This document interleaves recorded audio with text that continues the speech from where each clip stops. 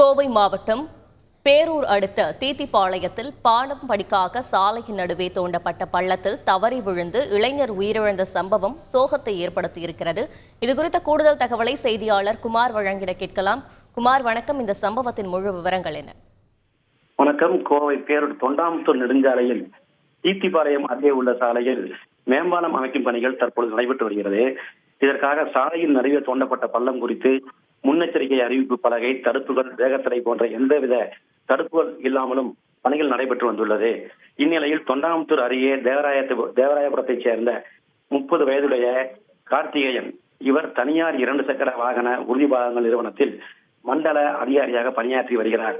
இவருக்கு லீலா என்ற மனைவியும் 3ஆம் வகுப்பு படிக்கும் மகள் கயல், எல்கேஜி படிக்கும் மகன் கவின் என்ற 2 குழந்தைகள் உள்ளனர். இவர் அலுவலக பணியாக பெங்களூருக்கு சென்றிருந்தார்.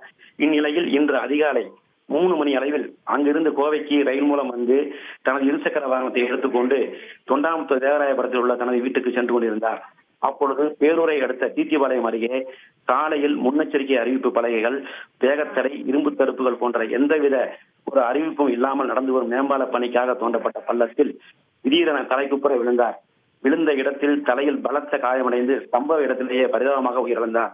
இது குறித்து சாலையில் சென்றவர்கள் அளித்த தகவலின் பேரில் உடனடியாக பேரூர் காவல்துறையினர் அவரின் உடலை கைப்பற்றி கோவை அரசு மருத்துவமனைக்கு பிரேத பரிசோதனைக்காக அனுப்பி வைத்தனர். மேலும் இது குறித்து வழக்கு பதிவு செய்து தற்பொழுது விசாரணை நடத்தி வருகின்றனர்.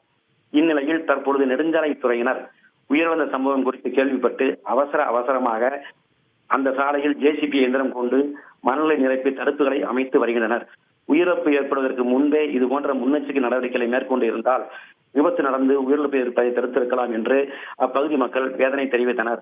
நெடுஞ்சாலைத்துறையினர் எந்தவித முன்னெச்சரிக்கை அறிவுரை இல்லாததால் மேம்பாலம் கட்டுவதற்கு தோண்டப்பட்ட பள்ளத்தில் இளைஞர் விழுந்து சம்பவ இடத்திலேயே உயிரிழந்த சம்பவம் இப்பகுதி மக்களிடையே அதிர்ச்சியையும் சோகத்தையும் ஏற்படுத்தியுள்ளது. விவரங்களுக்கு நன்றி குமார்.